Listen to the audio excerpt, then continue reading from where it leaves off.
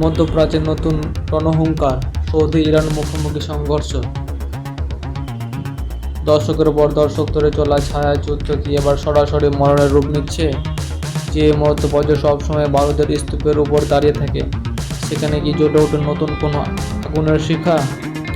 পশ্চিমা গোয়েন্দা সংস্থা আর রয়টার্সের চাঞ্চল্যকর দাবি, এবার আর প্রক্সি যুদ্ধ নয়, সরাসরি ইরানের মাটিতে আঘাত হেনেছে সৌদি আরবের যুদ্ধবিমান।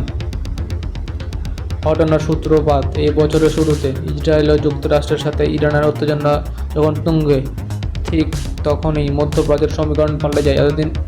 এতদিনে সৌদি আরব মার্কিন ছত্রছায়ায় নিজেদের নিরাপদ ভাবলেও সাম্প্রতিক ড্রোন ও মিসাইল হামলায় রিয়াদকে বাধ্য করেছে তাদের দীর্ঘদিনের প্রতিরক্ষামূলক অবস্থান বদলে আক্রমণ করতে।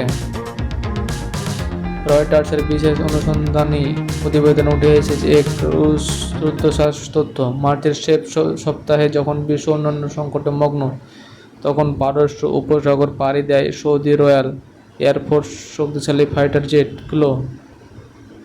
দাবি করা হচ্ছে, ইরানের সুনির্দিষ্ট কিছু লক্ষ্যবস্তু